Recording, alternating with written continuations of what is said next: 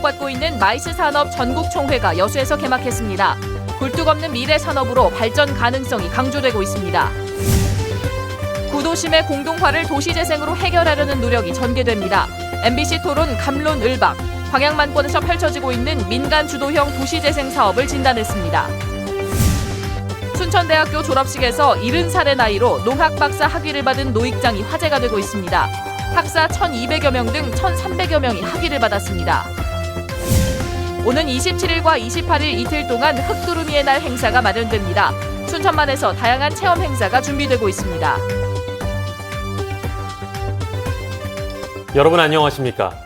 대규모 국제회의와 관광, 전시회 등을 의미하는 마이스 산업이 굴뚝 없는 황금 산업으로 불리며 주목받고 있습니다. 이 마이스 산업에 대한 정보를 공유하는 한국 마이스 연례총회가 오늘 여수에서 개막했습니다. 문형철 기자가 현장에 다녀왔습니다. 박람회장 내부에 마련된 전시장. 호텔, 리조트 등 전국 130여 곳의 각종 마이스 관련 업체들이 기업과 단체들을 상대로 홍보 활동을 벌입니다.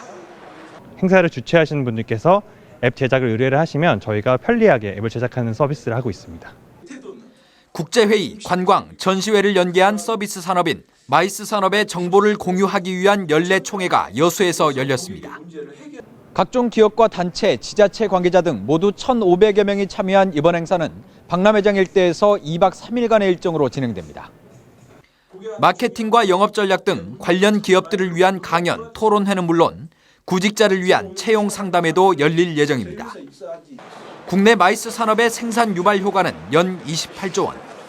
일반 관광 산업의 3배에 달하는 높은 부가가치를 창출할 수 있다는 점에서 지자체들도 큰 관심을 보이고 있습니다.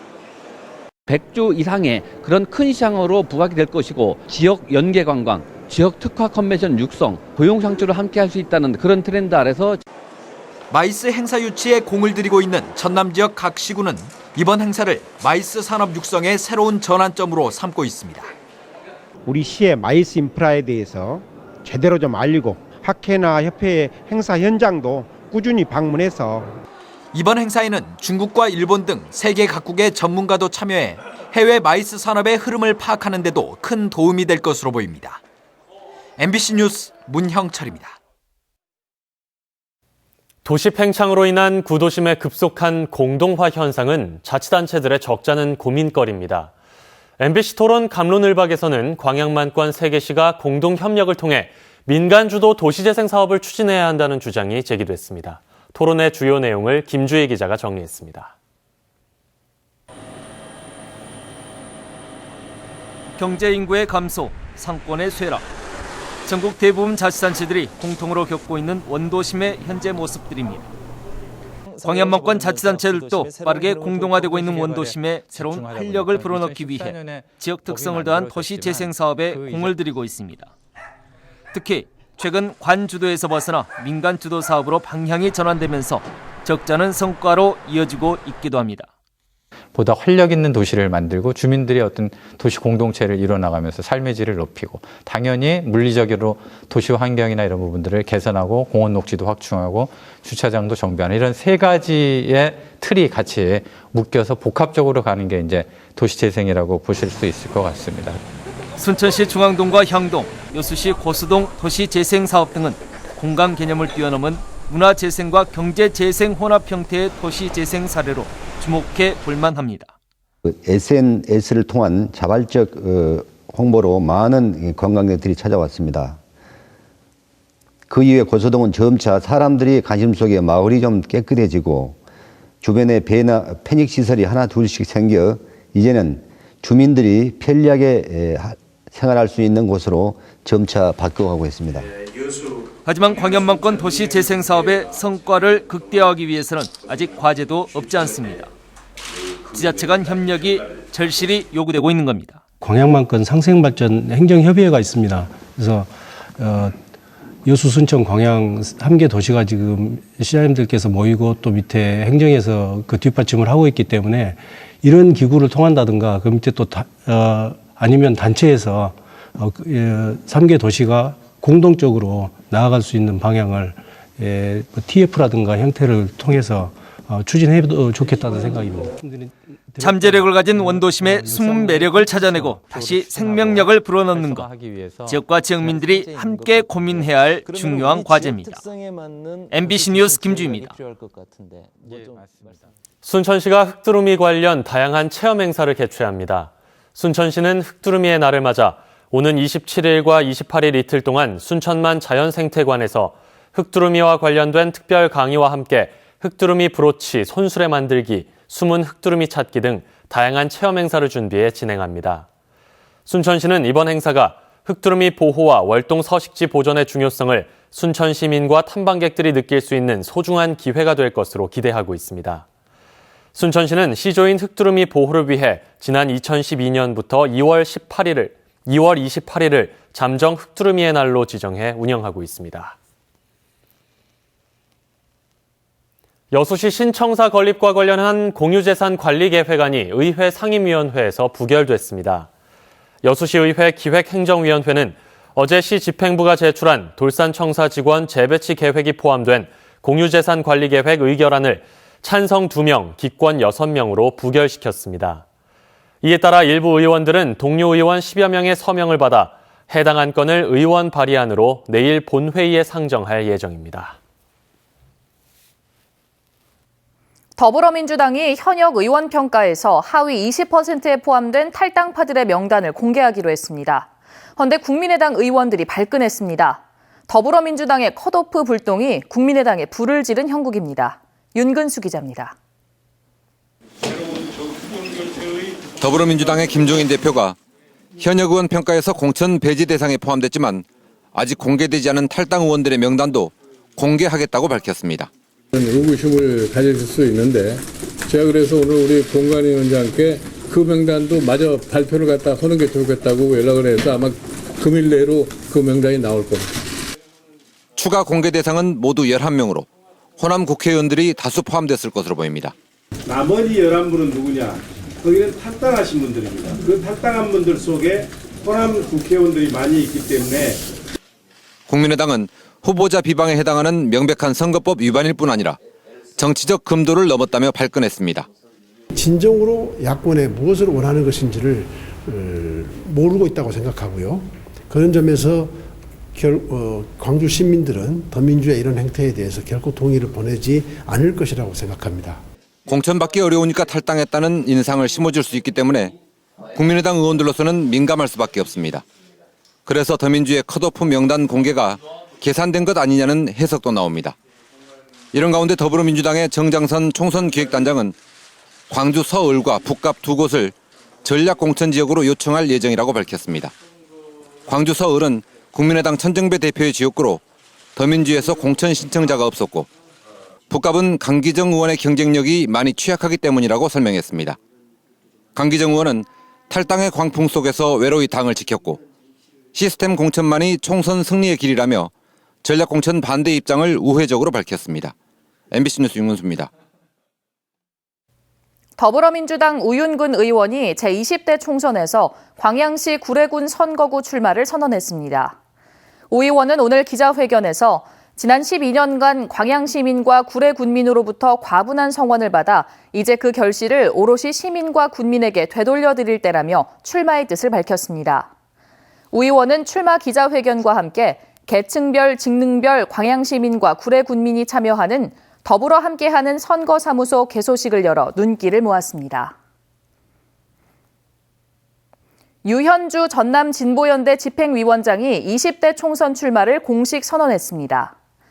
유 위원장은 기자회견을 통해 낡은 정치를 바꿔야 한다는 민심이 이번 총선에서도 엿보인다며 노동자들의 도시이자 농민들의 삶의 터전인 광양 구례의 새로운 선택을 위해 무소속으로 출마하게 됐다고 밝혔습니다. 유 위원장은 전남도 의원을 거쳐 제19대 광양시 구례군 통합진보당 국회의원 후보로 출마해 32.4%의 지지를 받았으며 국회의원 도전은 이번이 세 번째입니다. 더불어민주당의 인재 영입 1호인 표창원 비대위원이 오늘 여수를 방문했습니다. 표 위원은 저녁 7시부터 30분 동안 거리에서 시민들과 자유롭게 현 정치 상황에 대한 얘기를 나눴고 이후 정책 홍보물을 배포하며 더불어민주당에 대한 지지를 당부했습니다. 요즘 남녘에서는 봄 향기 가득한 떡배추, 즉 봄동 수확이 절정입니다. 사각거리는 맛이 일품인 봄동밭에 양현승 기자가 다녀왔습니다. 아직 칼바람이 부는 남녘의 밭. 퍼렇게 자란 봄동을 잘라내는 손길이 잠시도 쉬지 않습니다. 일반 배추와 달리 잎이 옆으로 활짝 퍼진다 해서 떡배추로 불리는 봄동. 전국 생산량의 90%를 차지하는 진도의 230여 헥타르 밭에서 수확이 한창입니다. 한파가 엄청 심하게 와가지고 중간에 약간 이게 좀 이렇게 너무 얼어가지고 조금 꼬실어져가지고 좀 물량이 좀 적게 나온 편이에요. 최근 한파에 생산량이 예상보다 줄면서 15kg 봄동 한 상자 가격이 25,000원까지 올랐습니다. 큼지막한 봄동은 서울로, 아담한 크기는 대구와 부산 지역 등으로 불티나게 팔리고 있습니다. 잎은 배추보다 두껍지만 사각사각 씹히고 단맛이 좋습니다. 간단한 양념을 곁들인 겉절이 무침이나 쌈, 국거리용으로 입맛을 돋우는데 딱 지금이 제철입니다. 맛있는 차려요. 되게 보면 철에 따라서 음식이 그만큼 좌우를 하잖아요. 요즘은 이 봄동이 진짜 맛있습니다. 농약 한 번 쓰지 않고 겨우내 눈과 서리를 이겨낸 봄동 수확은 다음 달까지 계속됩니다. MBC 뉴스 양혜승입니다. 2015학년 순천대학교 전기 학위 수여식이 오늘 순천대 70주년 기념관에서 열렸습니다. 이번 졸업식에서는 학사 1,200여 명을 포함해 모두 1,300여 명이 학위를 받았으며 특히 정원박람회 준비 기간부터 조경수를 관리했던 유성호 씨가 70살의 나이에 농학 박사 학위를 취득해 눈길을 끌었습니다. 한편 전남대 여수 캠퍼스에서는 내일 오후 3시부터 540여 명에 대한 학위 수여식이 진행됩니다. 겨울철 헌혈 기피로 혈액 부족 현상이 심화되고 있는데 여수의 한 관광 리조트 업체가 헌혈 행사를 진행했습니다. 대한적십자사 광주 전남 혈액원은 오늘 디오션 리조트에서 리조트 임직원들이 참여한 가운데 겨울철 사랑의 헌혈 행사를 가졌습니다. 디오션 리조트는 학생들의 겨울방학으로 겨울철 헌혈자가 크게 줄어든 가운데 광주 전남 지역의 소아암을 앓고 있는 어린이들에게 작은 도움이 되고자 이번 행사를 마련했다고 밝혔습니다. 음주운전을 하다 사고를 낸 40대 남성이 경찰에 입건됐습니다. 오늘 오후 4시 30분쯤 여수시 동산동의 한 도로에서 48살 이모 씨가 몰던 1톤 트럭이 전신주를 들이받아 이 씨의 차량과 전신주가 파손됐습니다. 경찰 조사 결과 이 씨는 면허 취소 수준인 혈중 알코올 농도 0.15%의 만취 상태로 운전을 하다 사고를 낸 것으로 드러났습니다. 여수시가 이순신 장군 자당 기거지에 대한 복원 작업을 완료하고 새로 개방했습니다. 여수시는 1593년부터 4년간 웅천동 송현마을 정대수 장군 집에 기거했던 이순신 장군 어머니 초계 변씨를 기리기 위해 이 충무공 어머니 사시던 곳 정비공사를 최근 마치고 일반에게 공개했습니다. 시 지정 문화유산 1호인 이순신 장군 자당 기거지에는 본체와 사랑채는 물론 사주문과 토석 담장 등을 새로 설치했으며 오는 4월부터 관광객 유치를 위해 역사문화 체험 장소로 시티버스를 경유시킬 예정입니다. 여수시가 시민들의 다양한 의견을 시정에 반영하기 위해 제안제도 활성화에 나섰습니다.